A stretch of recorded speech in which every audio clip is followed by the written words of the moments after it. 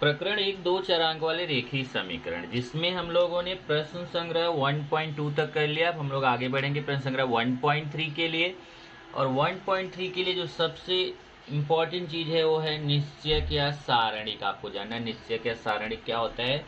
तो देखिए, ऐसे दो लाइन के बीच में ऐसे चार संख्याएं लिखी गई हैं, इसको बोलते हैं निश्चयक या सारणिक। अब इसमें चार संख्याएं हो ऐसा नहीं, इसमें और भी संख्याएं रहती हैं, पर ये हमें जो यहाँ पे पढ़ना है वो चार संख्याओं वाला। कि इस प्रकार की संख्याओं का जो प्रदर्शन रहता है, कैसे दो लाइन के बीच में से चार संख्याएं लिखी गई हैं, इसको बोला जाता है निश्चयक।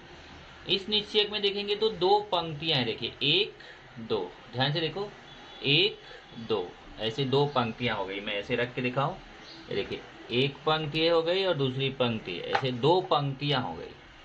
तो निश्चयक में दो पंक्तियां हैं। और स्तंभ देखेंगे तो ऐसे दो स्तंभ है। देखिए, ऐसे दो स्तंभ है। तो निश्चयक में ऐसे दो पंक्तियां हैं और दो स्तंभ है, इसलिए इस निश्चयक को हम दो घात वाला निश्चयक कहते हैं। तो कितनी पंक्तियां हैं? एक दो पंक्तियां। स्तंभ कितने? एक दो स्तंभ, इसलिए इसको दो घात वाला हम निश्चयक कहते हैं। और इसका हम मान निकाल सकते हैं। कैसे निकाल सकते हैं? इसमें तिर्यक गुणा किया जाता है और बीच में माइनस लिया जाता है। जैसे a गुणे डी माइनस बी गुणे सी। चेक करिए जरा, ये बहुत इंपॉर्टेंट है, यही करना है। ऐसे तिरछा गुणा करना है, लेकिन पहले ए और डी का ही करना है। a गुणे डी, फिर बीच में माइनस लेना है, b गुणे सी। ये निश्चयक का मान का तरीका है। अब इसमें अगर दो चरांक वाला रेखीय समीकरण हमें हल करना है, तो दो चरांक वाले रेखीय समीकरण को हल करने के लिए इसके पहले हमने 9th में पढ़ा था गुणांक समान करने की निरसन पद्धति, फिर पढ़ा मान रखने की निरसन पद्धति, फिर हमने यहाँ पे आके कैंची विधि भी पढ़ा, उसके बाद हमने आलेख विधि पढ़ा। अब हम एक पांचवी विधि पढ़ने जा रहे हैं, क्रैमर की पद्धति। क्रैमर की पद्धति, क्रैमर एक गणितज्ञ थे, मैथमेटिशियन थे, उनकी पद्धति है। क्रैमर की पद्धति से हम कैसे दो चरांक वाले रेखीय समीकरण को हल कर सकते हैं, ये यहाँ पर आपको सीखना है। पांचवी विधि आपकी है। तो दो चरांक वाले युगपत रेखीय समीकरण को हल करने के लिए यह पद्धति उपयोगी, बहुत ही आसान है। ध्यान से समझो, सूत्र एक बार है, उस सूत्र का यूज करके करना है, तो आप समझ सकते हैं कि बहुत आसान है। जैसे एक समीकरण है a1x plus b1y equal to c1, दूसरा समीकरण है a2x plus b2y equal to c2। ऐसे दो समीकरण है और इसको हमें क्रैमर की पद्धति से हल करना है। तो यहाँ से देखिए ध्यान से, x का जो गुणांक है वो a1 a2 है। ये देखिए, x का गुणांक कितना है? a1 a2।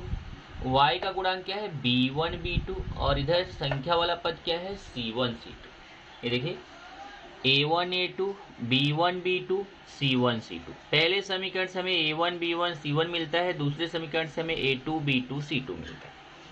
यहाँ पे जो संख्या रहेगी उसको a1 बोलेंगे। समीकरण एक से हमें x के सामने जो संख्या रहेगी उसको a1 बोलेंगे, y के सामने जो संख्या रहेगी उसको b1 बोलेंगे, और संख्या वाला पद जो रहेगा उसको c1 बोलेंगे।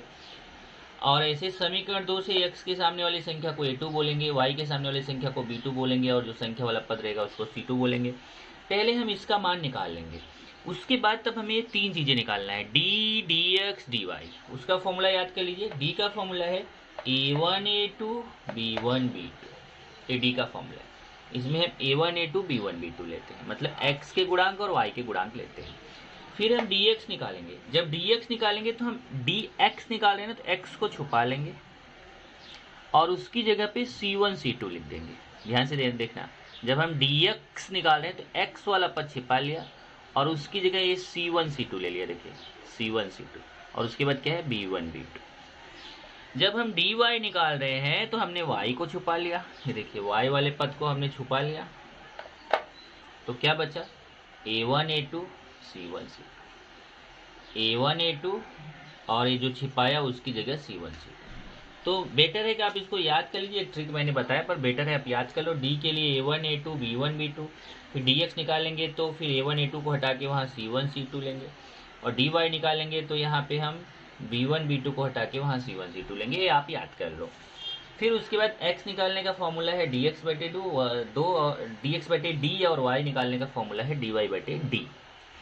ये इतना 1 2 3 4 5, ये 5 फॉर्मूले आप याद कर लीजिए। और ये छठवां, इसी पे पूरा एक्सरसाइज है। जैसे यहाँ देखिए, बहुत आसान है, बहुत आपको अच्छा लगेगा ये एक्सरसाइज। प्रश्न संख्या 1.3 है। प्रश्न एक आपका है ऐसे, बॉक्स टाइप का क्वेश्चन है, यहाँ बॉक्स भरना है। जैसे मैंने जो रेड से लिखा है वहाँ पे खाली था, उसको मैंने भरा हुआ है। जैसे यहाँ देखिए 3 2 4 5 से 4 संख्याएं लिखी हैं।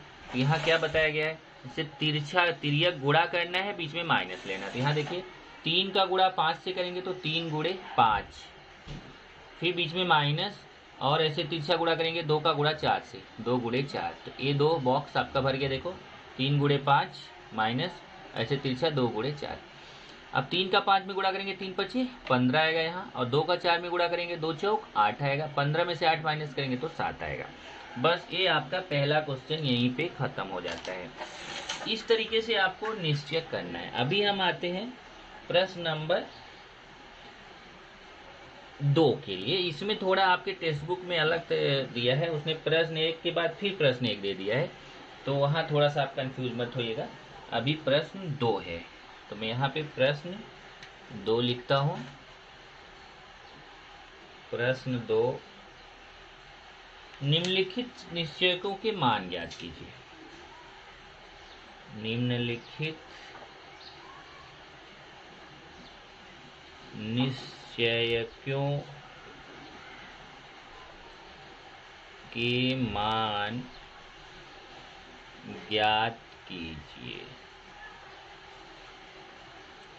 चलिए इसमें फटाफट ले लेते हैं। जैसे पहला हमारा है, पहला है -1 7 2 4, दूसरा है 5 3 -7 0, तीसरा है 7/3 5/3 3/2 1/2।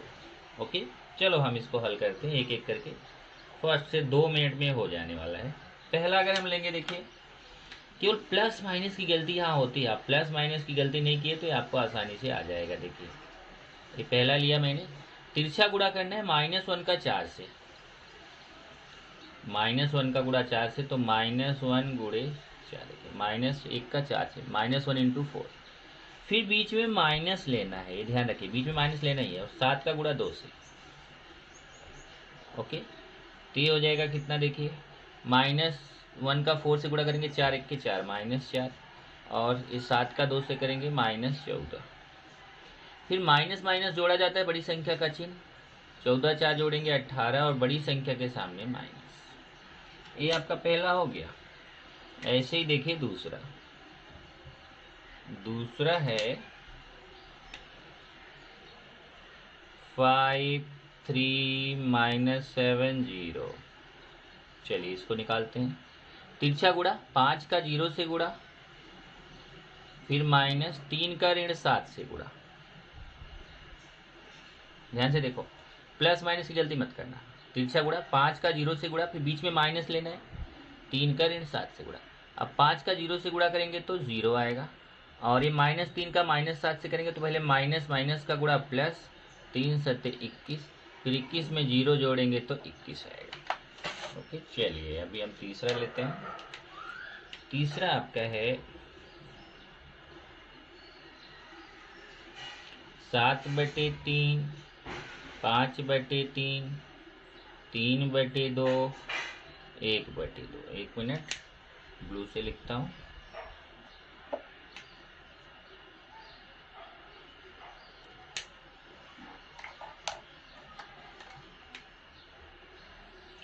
सात बटे तीन 5/3, ये तीसरा वाला 3/2 1/2। ध्यान से देखो, ये तीसरा वाला क्वेश्चन लिया मैंने। यहाँ पे भी तिरछा गुणा 7/3 का 1/2 से गुणा, 7/3 गुणे 1/2, फिर बीच में माइनस 5/3 का 3/2 से, 5/3 गुणे 3/2। अब आप गुणा का नियम जानते हैं, ऊपर का गुणा ऊपर से, नीचे का गुणा नीचे से। तो 7 1 के 7, 3 दूना 6, बीच में माइनस। अब यहाँ पे भी ऊपर का गुणा ऊपर से, नीचे का गुणा नीचे से। 5 तिया 15, 3 दूना 6। यहाँ देखिए हर समान है। जब हर समान रहता है तो हर को केवल एक बार लिखते हैं, हर समान रहता है तो हर को केवल एक बार लिखते हैं, और ऊपर ऊपर की संख्या लिख देंगे। 7 - 15। अब देखिए यहाँ पे 7 के सामने प्लस है, 15 के सामने माइनस है, तो प्लस माइनस घटता है बड़ी संख्या का चिन्ह। तो 15 में से 7 घटाएंगे तो 8/7 है। देखिए 15 में से 7 घटाएंगे 8 और बड़ी संख्या का चिन्ह चेक करिए, प्लस माइनस घटता है बड़ी संख्या का चिन्ह। 15 में से 7 गया 8 और बड़ी संख्या 15 के सामने माइनस है तो माइनस, और फिर ये 2 से कट जाएगा। देखिए 8 भी 2 से कटता है, 6 भी 2 से कटता है। 8 को 2 से काटेंगे तो 2 चौक 8 होता है, और 6 को 2 से काटेंगे 2 तिया 6। इस तरीके से आपका ये उत्तर आ गया। यहाँ पे उत्तर आप लिख सकते हैं। उत्तर पहले का उत्तर आया ऋण 1 7 2 4 बराबर ऋण 18। दूसरे का उत्तर आया 5 3 ऋण 7 0 बराबर 21। तीसरे का उत्तर आया 7/3 5/3 3/2 1/2 बराबर ऋण 4/3। इस तरीके से आपका एक क्वेश्चन हो गया। प्रश्न 2 देखेंगे, निम्नलिखित युगपत समीकरणों को क्रैमर की पद्धति से हल कीजिए। अब देखिए इसको क्रैमर की पद्धति से हल करना है, तो मैं आपको क्रैमर की पद्धति सिखा रहा हूँ, ध्यान से आप सीखिए, बहुत आसान है। और यही पद्धति का हम 10वीं में यूज करेंगे, क्योंकि बोर्ड एग्जाम में एक क्वेश्चन इस पद्धति का 100% फिक्स है, पूछा ही जाता है, एक क्वेश्चन आना ही आना है, इसलिए इसको बहुत ध्यान से सीखो, बहुत आसान है। ये जो 2 समीकरण दिया गया ना, इन दोनों समीकरणों को पहले हम यहाँ पर लिख लेंगे। इन दोनों समीकरणों को यहाँ पर क्या करेंगे, लिखेंगे।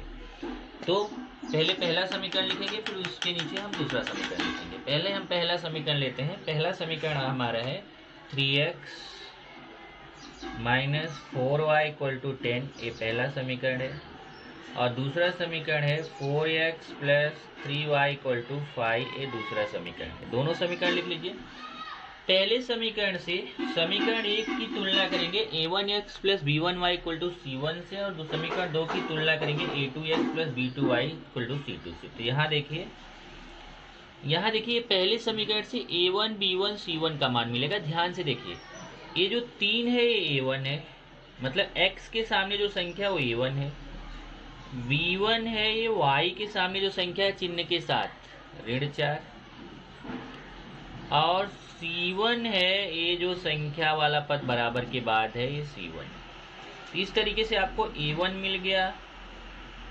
B1 देखिए, A1 x के सामने की संख्या को A1 बोलेंगे, y के सामने की संख्या को B1 बोलेंगे, और जो संख्या वाला पद बराबर के बाद रहेगा उसको C1 बोलेंगे। ऐसे ही यहाँ समीकरण 2 से देखिए, x के सामने जो 4 है ये A2 है, A2 हो गया 4, B2 हो गया 3 और C2 हो गया 5। इस तरीके से आपको A2 का मान मिल गया। देखिए A1 का 3, B1 का ऋण 4, C1 का 10, A2 का 4, B2 का 3, C2 का 5। पहले ये मान निकाल लीजिए, तब आप निकालिए D। चलिए D निकालते हैं। D का सूत्र क्या है, A1 A2 B1 B2। चलिए मान रखते हैं। A1 A2 का मान है 3 4, और B1 B2 का मान -4 3। चलिए अब इसको हल करते हैं। कैसे, तिर्यक गुणा, 3 का 3 से गुणा, बीच में माइनस, ऋण 4 का 4 से गुणा। अब देखिए 3 का 3 से गुणा 9, और इधर माइनस, और ये -4 का माइनस, ये देखिए माइनस माइनस का गुणा प्लस हो जाएगा, और 4 चौक 16। चेक करिए, 3 के 3 से गुणा 9, और ऋण ऋण का गुणा धन, 4 चौक 16, 16 9 25। फिर निकालेंगे dx।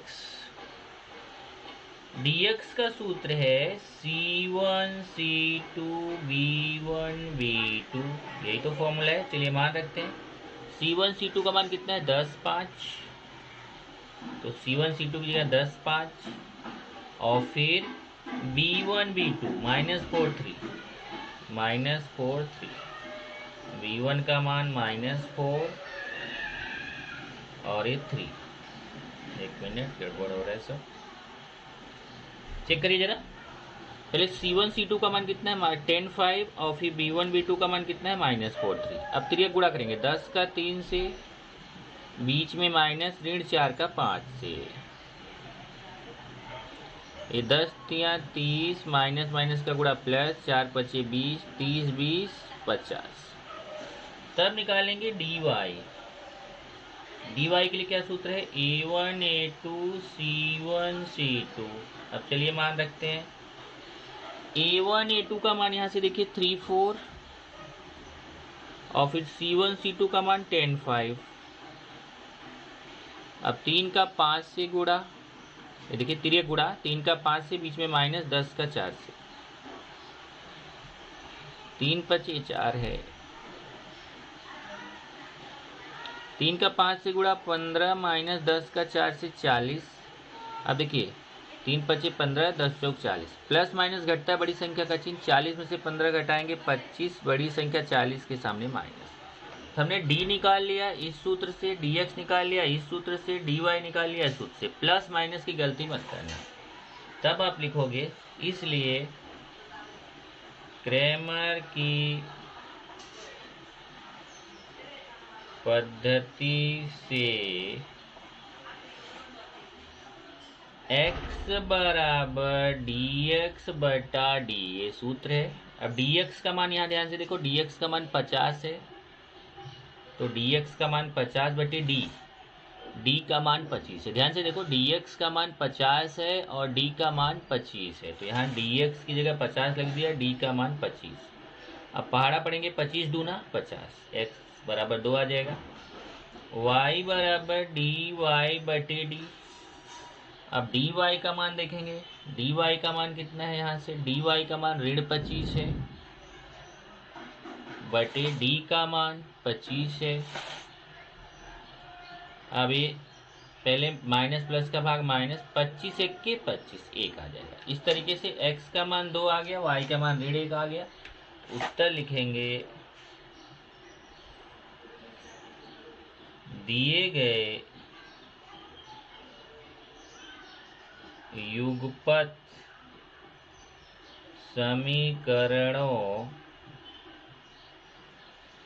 का हल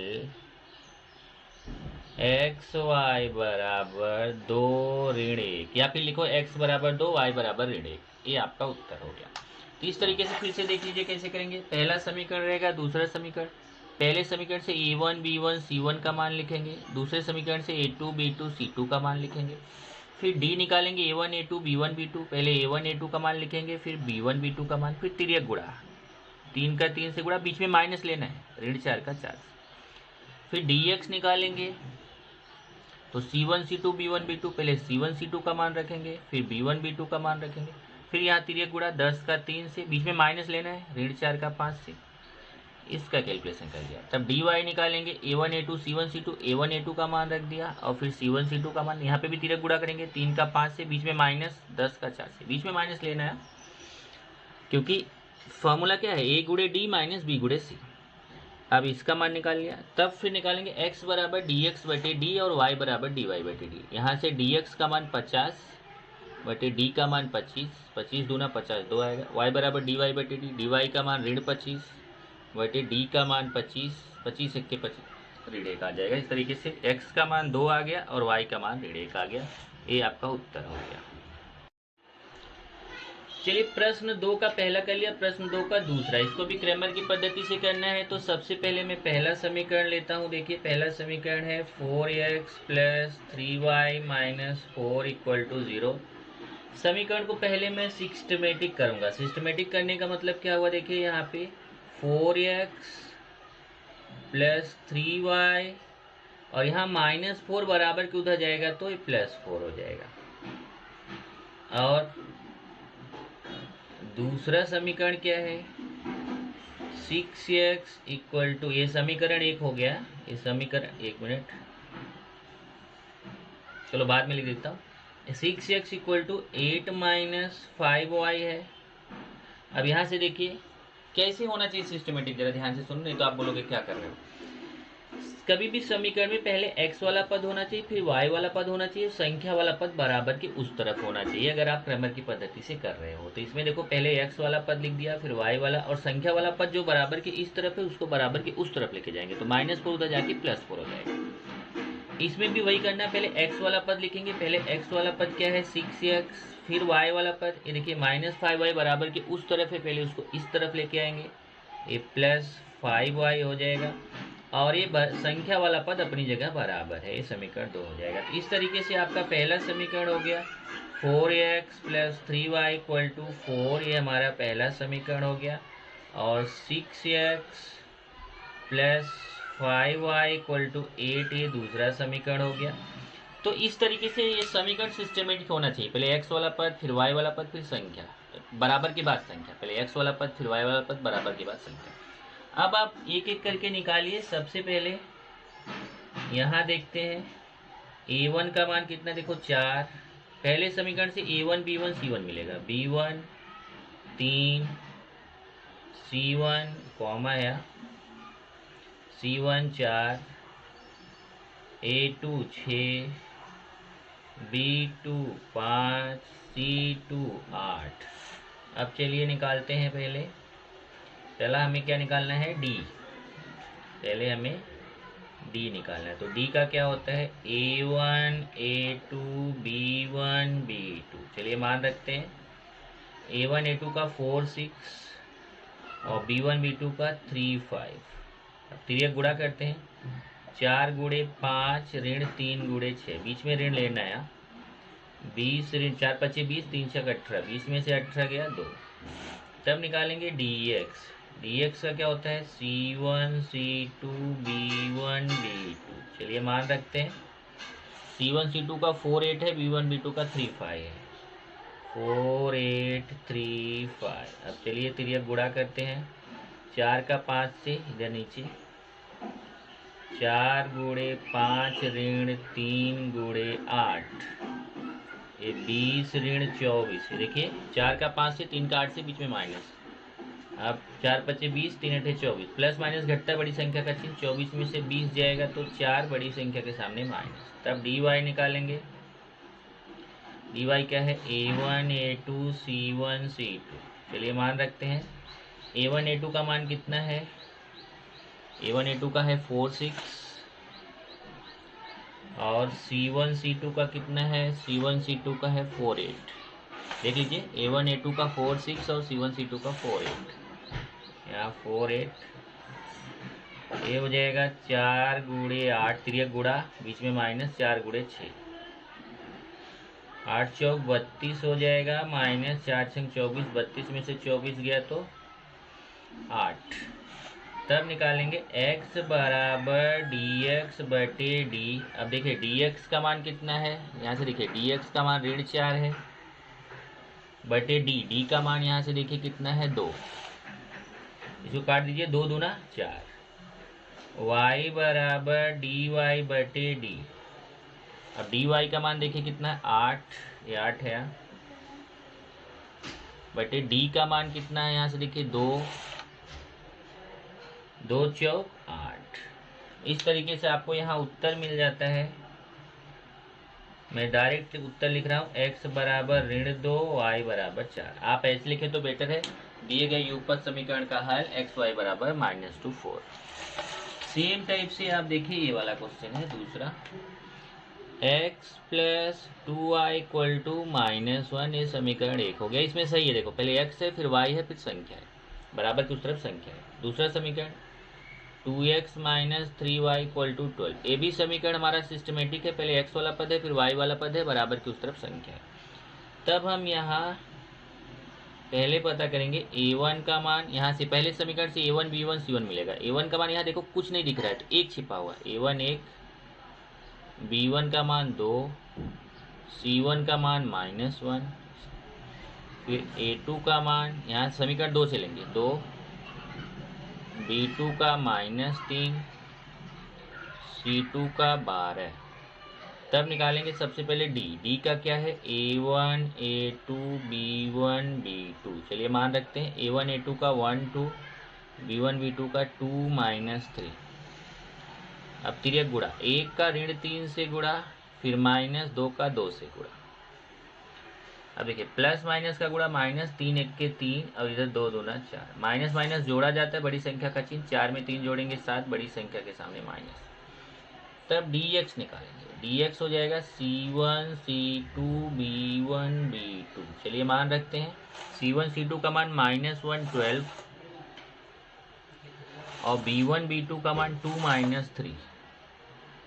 अब चलिए पर प्लस माइनस का ध्यान रखना है। तिर्यक गुणा करेंगे -1 का -3 से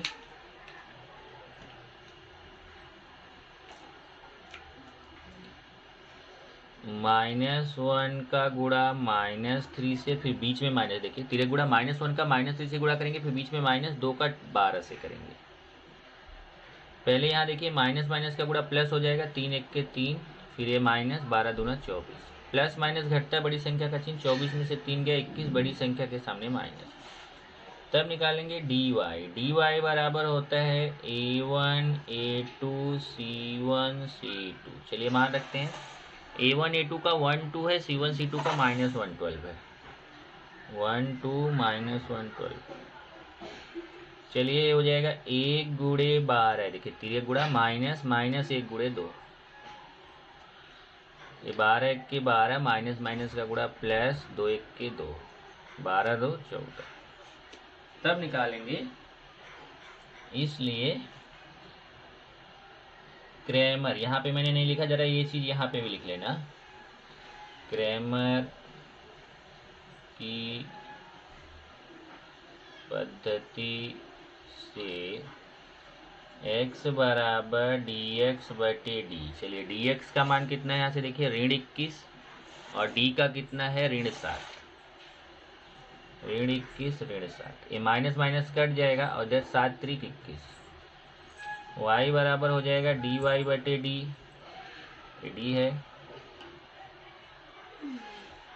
अब dy का मान यहाँ से देखोगे 14 है, देख लीजिए dy का 14, और d का मान यहाँ से देखेंगे तो -7 है, तो 14 बटे -7 हो जाएगा। फिर इधर प्लस माइनस का भाग करेंगे सबसे पहले। जैसे यहाँ देखिए माइनस माइनस का भाग प्लस हो गया, वैसे प्लस माइनस का भाग यहाँ हो जाएगा -7 दूना 14। इस तरीके से आपको यहाँ पे उत्तर मिल जाता है। उत्तर हो जाएगा यहाँ पर x का मान 3, y का मान -2। इस तरीके से अगर आप देखेंगे तो आपको तीसरे का दूसरे का उत्तर मिल गया, x बराबर -2 y बराबर 4, और उसके बाद तीसरे का आंसर देखेंगे तो x बराबर 3 y बराबर -2। ये आपका हो गया दूसरे का दूसरा और तीसरा। अब प्रश्न 2 का चौथा अभी मैं आपको करने के लिए दूंगा, क्योंकि प्रश्न 2 में कुल 6 क्वेश्चन है, तो 6 में से पहला दूसरा तीसरा मैंने करा दिया। अभी मैं 5वां और 6वां कराने चल रहा हूँ। चौथा मैं एक छोड़ रहा हूँ आपके लिए, आप उसको करके दिखाएंगे। चलिए प्रश्न 2 का 5वां देखिए, 4m + 6n = 54, 3m + 2n = 28। इसको हल करना है। तो पहला समीकरण लिख दिया, दूसरा ये। इसमें देखो पहले m वाला पद फिर n वाला पद संख्या का उस तरफ है, इसमें भी पहले m वाला पद फिर n वाला पद संख्या उस तरफ है। तो ये सिस्टमेटिक है। पहले यहाँ से a1 b1 c1 का मान निकाल लिया, a2 b2 c2। a1 4 b1 6 c1 54, a2 3 b2 2 c2 28। फिर पहले d निकाला, a1 a2 b1 b2। a1 a2 का मान 4 3, b1 b2 का 6 2। तिर्यक गुणा करा, 4 गुणे 2 6 गुणे 3, बीच में माइनस, 4 दूना 8 6 3 18। प्लस माइनस घटता बड़ी संख्या का चिन्ह, 18 में से 8 गया 10, बड़ी संख्या के सामने माइनस। फिर यहाँ ध्यान देना, जब x रहता है तो dx निकालते हैं, लेकिन जब आपका m है ना तो dm निकालेंगे। ये ध्यान देना जरा, dm, यहाँ m चरांक है तो dm हो जाएगा c1 c2 b1 b2। अब c1 c2 का मान 54 28 है, और b1 b2 का 6 2 है। तो यहाँ देखो 54 28 6 2। अब तिर्यक गुणा, 54 का 2 से, 6 का 28 से, 108 168। प्लस माइनस घटता बड़ी संख्या का चिन्ह, 168 में 108 घटाएंगे 60 आएगा, बड़ी संख्या के सामने माइनस।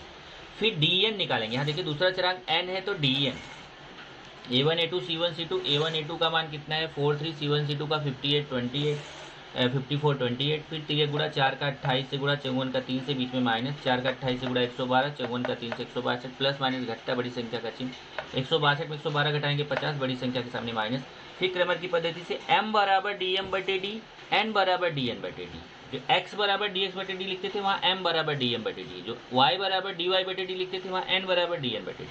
अब देखिए dm का मान -60, d का -10, तो 60 बटे -10, माइनस माइनस कट जाएगा, 10 संग 60 6 आएगा। और फिर dn का मान ऋण 50, d का मान ऋण 10, ऋण 50 ऋण 10 माइनस माइनस कट गया, 10 बचे 50, 5 आ गया, m का मान 6 आ गया और n का मान 5। सेम टाइप से छठवां देखेंगे, देखिए 2x plus 3y equal to 2। यहाँ देखिए 2x plus 3y equal to 2, पहले x वाला पद फिर y वाला पद बराबर की तरफ संख्या, ये हमारा समीकरण सिस्टमेटिक है। यहाँ दूसरा समीकरण देखिए x minus Y upon two equal to 1/2, x minus Y upon two equal to 1/2। इसमें थोड़ा बटा है ना, बटा को हम पहले खत्म कर लेते हैं। बटा को कैसे खत्म करेंगे, बहुत आसान है, 2 बटे में है ना तो 2 का गुणा कर दो, 2 का गुणा कर दो, बटा खत्म हो जाएगा। और मैंने आपको सिखाया था जब 2 का गुणा करोगे तो जिसमें 2 नहीं रहेगा, जिसके बटे में 2 नहीं रहेगा उसमें तो गुणा हो जाएगा, और जिसके बटे में 2 रहेगा उसका बटा कट जाएगा। जैसे देखिए इसमें तीनों में 2 का गुणा करेंगे, x में 2 का गुणा करेंगे 2x हो जाएगा, इसमें y वाले पद में 2 का गुणा करेंगे 2 कट जाएगा तो केवल माइनस वाई बचेगा, और ये इसमें 1/2 में 2 का गुणा करेंगे 2 कट जाएगा, 1 बचेगा। ये समीकरण 2 हो गया। समीकरण 1, समीकरण 1 से a1 b1 c1 मिलेगा, समीकरण 2 से a2 b2 c2। यहाँ देखिए a1 2 b1 3 c1 2, समीकरण 2 से देखिए a2 2 b2 -1, यहाँ 1 छिपा हुआ -1 और c2 1। फिर उसी तरीके से d निकाल लिया, पहले a1 a2 b1 b2, फिर dx निकाल लिया, फिर dy निकाल लिया, फिर क्रमर की पद्धति से x बराबर dx बटे dy, y बराबर dy बटे dy। अब यहाँ dx का मान -5 है, d का -8 है, तो -5 बटे -8, माइनस माइनस कट गया, 5 में 8 का भाग नहीं जाता तो ऐसे ही लिख देंगे 5 बटे 8। y बराबर dy बटे डी, dy का मान ऋण 2 है, d का मान ऋण 8 है, यहाँ माइनस माइनस करके प्लस हो जाएगा, और इधर 2 1 के 2, 2 चौक 8, 1/4। इस तरीके से x का मान 5/8, y का 1/4। अब एक क्वेश्चन मैं आपको भेज रहा हूँ चौथा, जो आपको करके दिखाना है।